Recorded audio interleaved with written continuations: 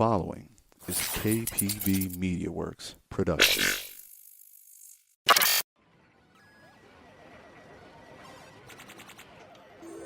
Choose your fighter. From the creative studios at the Will Library in Yonkers, New York, this is KPBCast with your host, Rafael. Hope everybody's having a good day. Hopefully everybody had a good night, especially considering last night. I mean, I don't know if you want to call that a train wreck. A train wreck would be too cruel. It wasn't. I would want to say it definitely did not live up to what I'm assuming a lot of people thought it was going to be. Yeah, we're going to talk about the Evo Awards. It was an interesting concept. It's something new to this community. But boy, you want to talk about swing and a miss. I'm sure everybody who was there enjoyed themselves. And by the way, folks, don't get it wrong. I am not here to be shitting on people who got these awards, and specifically the Hall of Fame. Those three individuals, they've done so much for this community, and they've done so much for their own careers within what we call the fighting game community. Those things are well deserved. But just like when these awards were announced, the overwhelming problem that a lot of people had was just what exactly were these categories mean? What did they mean? What was the concept? Eventually, the Evo Awards team, they seemed to explain it to a lot of people. The big one was the whole FGC local, when you were kind of mixing online with offline, and people definitely wanted something to be, the majority of people wanted that to be separately. I had a busy day yesterday. Luckily for me, well, maybe unlucky, this thing was being played out in LA time. I'm here in New York. So 3-hour difference. And that was when the main show was going to start. The pre-show, I did not watch any of it. Truth be told, I didn't even know it was a thing until the day of. Because, quite frankly, unless you got reminded of it, everybody in a weird way forgot that this thing was happening. You had to be a gigantic fan of a lot of the people that were there to even tell yourself that this thing was going on. I put my kids to sleep. I had a long day. I sat down. I'm about to start watching the show because, hey, I do a podcast. It would be silly of me not to watch it and then come over here and start, giving my 2 cents about it. That would be utterly, utterly silly. But here we are, and the thing that really saved me was the fact that the pre-show happened. And what I mean by that, when I tuned into the stream, I thought, oh, look at that. It already started. Oh, no. Stream started 2 hours ago. So what I ended up doing is I went to the beginning of the stream and basically was fast-forwarding it. It was, I want to say 2 hours and 15 minutes. And I only say this, I'm not trying to offend nobody, but boy, that pre-show, and as much as I like watching Marvel vs. Capcom 2, that thing was nonsense. Tasty Steve and Hollywood Rob TV, God bless their efforts. If you are somebody tuning in for not even fighting games, even them with their ability to communicate with people, it would be so hard to draw in a crowd.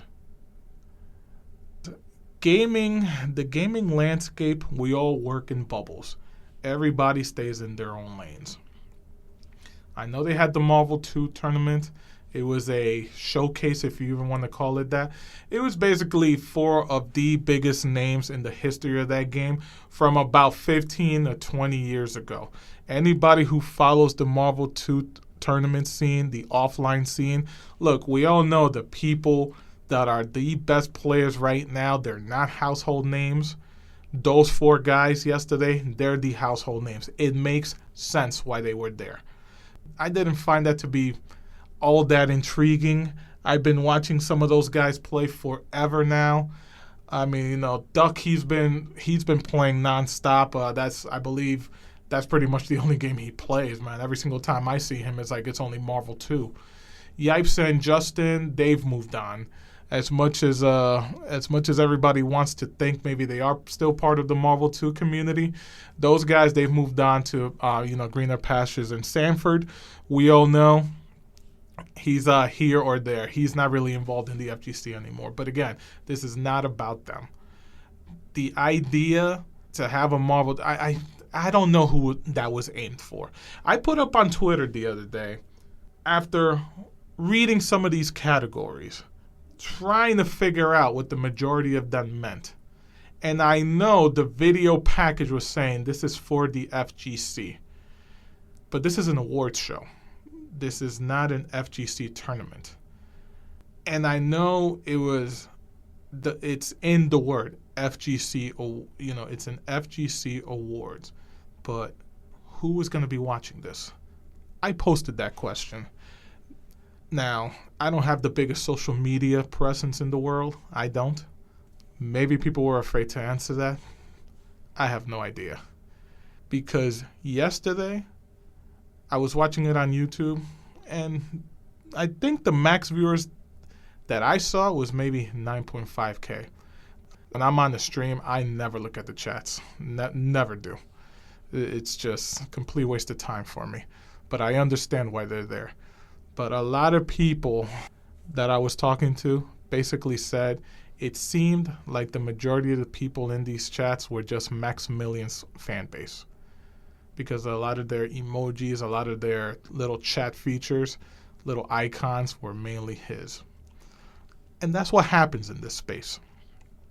This space is really about how many followers you have. I was talking to people in different communities. There's a big local out here in the tri-state area, New Jersey to be exact, and they run one of the biggest monthly locals. Now, if you want to discuss with me the differences between weekly locals, monthly locals, to me, they're just all locals. They didn't even know that this was happening. Everybody got hyped. Everybody got happy when it was originally announced. But one thing I've always said that's wrong with this community, marketing is almost non-existent. When something is announced, maybe it's because we just have it all in our minds. Oh, we all know when this is going to be happening. It just seems like all the chatter disappears. And I'm talking about majors. I'm talking about super regionals. I'm talking about Evo Awards. I didn't see much leading up to the event, but when it was first announced, it was all over and you couldn't escape it. To me, I mean, there was just way more cons than there were pros to this thing last night. And this is their first attempt at it. As we all know, the majority of gamers, and let's remember, a lot of the people who put this together, they're lifelong gamers. Not that that's a bad thing. But if there's one thing that a lot of the gaming community does not like is awards show. We always tend to shit on them, be it the Grammys, the Oscars. The joke is water cooler talk is people actually watch this stuff. Something tells me maybe, just maybe, if they had a chance to do it during Super Bowl week or that Super Bowl Saturday, they probably would have done it then. But that's neither here nor there. Very small pros. By far, the biggest pro was the Hall of Fame video package. That was well put together. I thoroughly enjoyed watching a lot of the little bit of history videos that come along with this and the background to these three gentlemen. That gave you a sense. You could sit your mother who has never played a video game in her life. Sit her down, let her watch that, and she'll get out that, hey, I understand what's going on. The concept of the video, the information the video has fed me, I get what's going on, and I fully understand why this is important to these three gentlemen. That's what those video showcases did. That was good. That was great. Another pro, And again, it's very short list. I don't even think I have another one after this. Of course, it's the reveals. It's always fun seeing what's coming up ahead. I think it's fair to say the overwhelming majority of people were more than likely just looking forward to City of Wolves content. The other games, Hunter, X Hunter, and I forget what the other one is. And maybe, just maybe, you could also put this as a con. The other stuff would have definitely been better if it was at a big event. Because the majority of the show, whether, I don't think it was intentional this way, and maybe some people will tell me I'm wrong. Maybe an organizer will come out and tell me I'm wrong. Maybe somebody will just shoot me a random direct message over on Twitter or anywhere else they could reach me. The event was just too Street Fighter centric and too much Tekken as well. Those two games by far ruled the night. It just did. Was it intentional? Who knows? Only the people who put it together know. That says a lot, to me anyway. A lot of people, and I don't really like getting into this stuff, a lot of people say it's just a gigantic circle jerk of the top people who quote-unquote run the FGC. I'm not going to say that. But clearly, the sense of community, because that's what the C in FGC stands for, fighting game community, it just seemed to have been lost on the people who put this together. It just seemed like everything outside of Street Fighter and Tekken, every community was just shunned. I mean, I'm surprised I saw the Coliseum there during one of the categories, and it just feels like the event shunned 90% of the fighting game community. The event was more catered towards the content creators of the fighting game community. That's what this felt like. Again, I could be wrong. But if you go around and see what a lot of people are saying, you're going to be hard-pressed to find anybody who came out of that thinking this thing was a winner. I mean, they did say they're going to come back for next year, and oh boy, do they have a lot of work to do. Reveals, like some of the stuff that they did tonight, work so much better at bigger events because you have the entire group of what is called the fighting game community. Because we all know majors represent every game possible. Whatever reveal for whatever game that you're going to have, you would be better off showing it at a big event because the community for said game will be present. Which is kind of funny because I just remember I saw a post saying, why is the Evo Awards invitational only? Well, this is not a fighting game tournament.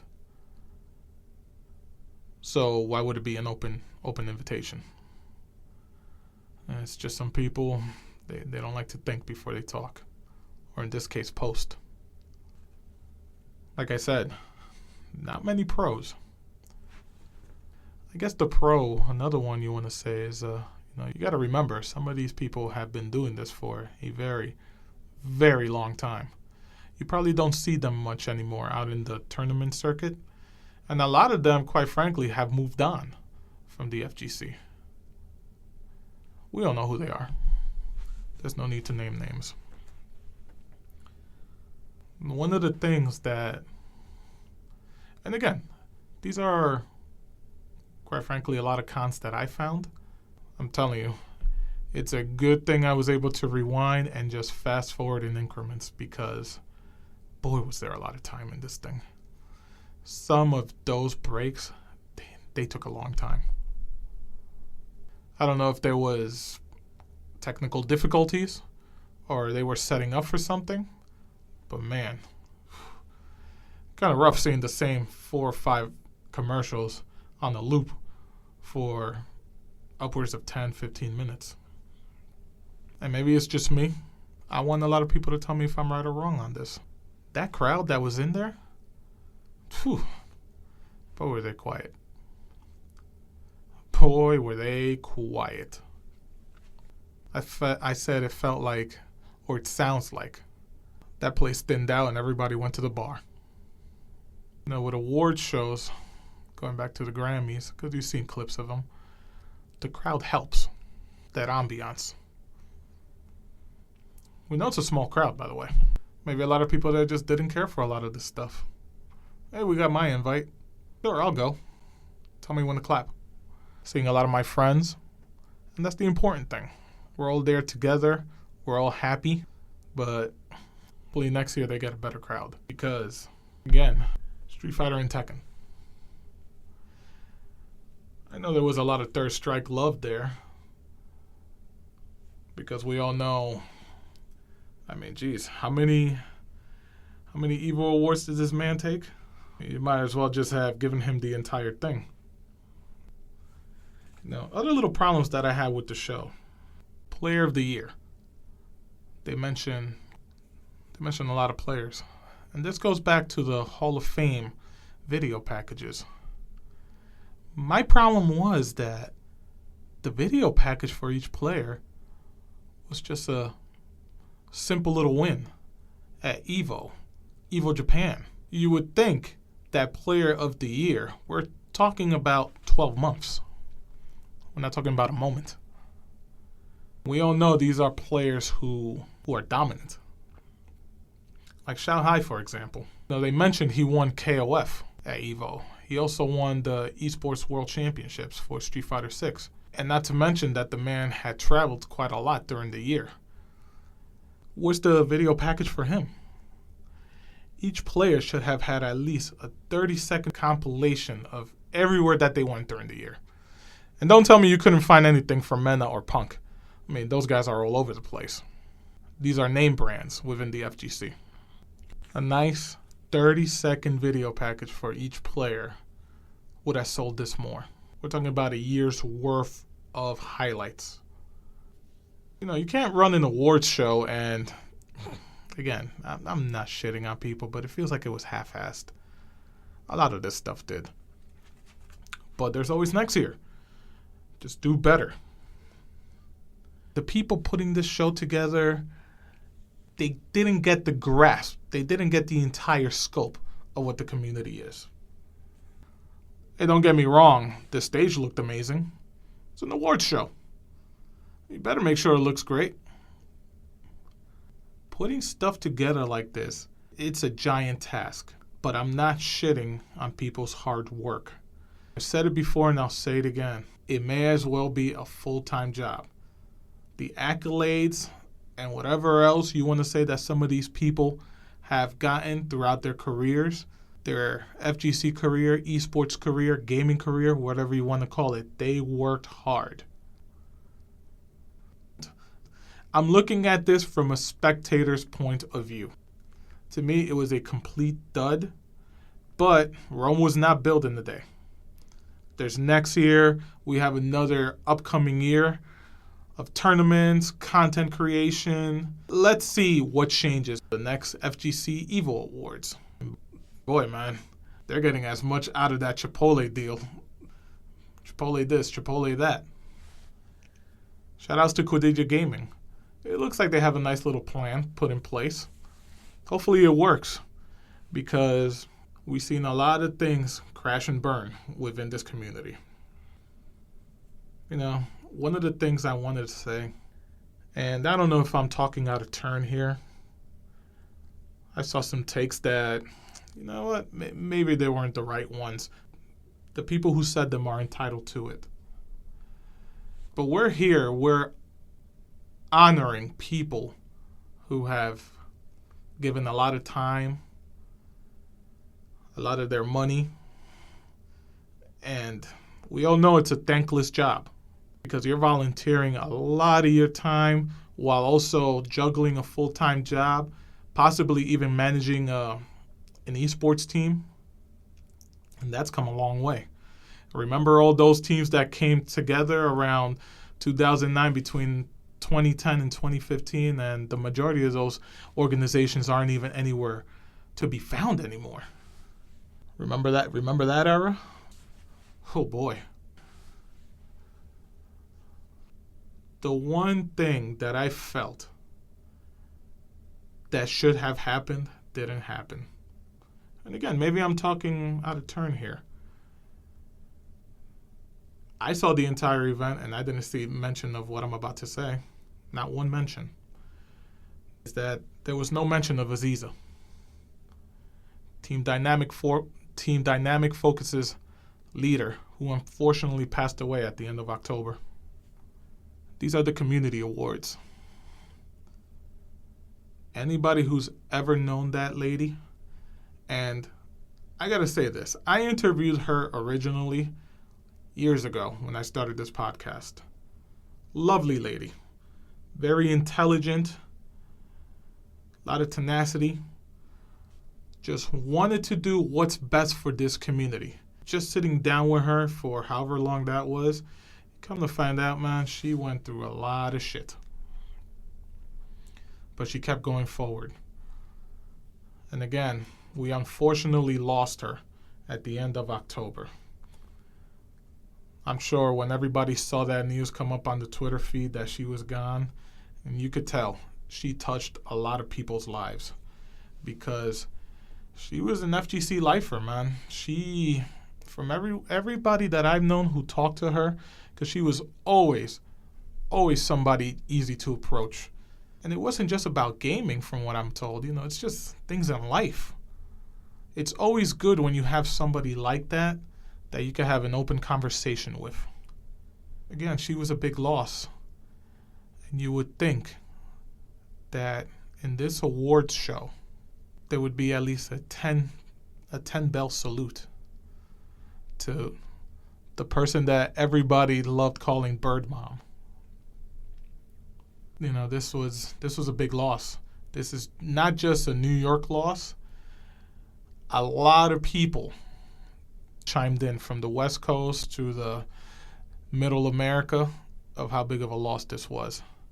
And I'm not saying dedicate the entire show to her, but this goes to show you that sometimes even people at the highest levels maybe are a little bit out of touch with the overall community and not just the people on top who sit on top, whoever they may be.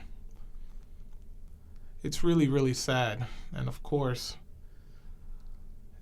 would have been nice to just give a shout out to Team Dynamic Focus, to Aziza's family and friends, and everything she's done, everything she gave to this community. Because again, the C in FGC, stands for community. And nobody personified that more than Aziza in the last few years. And not just Aziza. We lost a gentleman that everybody loved. Everybody loved. No mention of Brawly Legs. The stuff that he was just able to do with all his physical problems is just amazing. It's one of the all-time great FGC story. And not even FGC, man. It's just one of the best gaming, one of the best human stories you could ever hear. That a person could be as badly handicapped as he was and able to leave a mark on a scene that, you know, we love that stuff. We love seeing people rise to the top. We love seeing them whenever we see them around. Hey, man, how's it going? Because, again, that's part of the community. What was his mention? And listen, I know it's hard. I know it is. I mean, we're talking about siphoning through, millions of hours of FGC content, fighting game content. I understand. It's not an easy job. But that is one job that you guys should not have failed in. Losing those two people in 2024 really hit the community hard.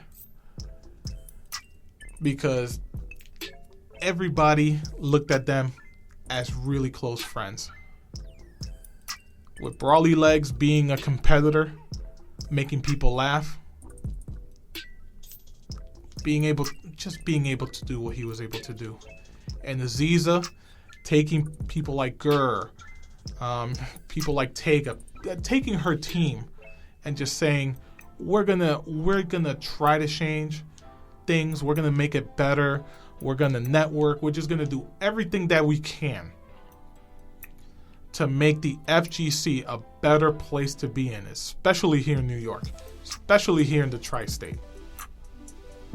You know, while people were paying attention to others who weren't really helping the scene, you had her actually doing what was right, making sure things were getting done. They deserved a shout out yesterday. 10 bell salute. But I guess there was just more important things to get done, like best button. Talk to you guys later.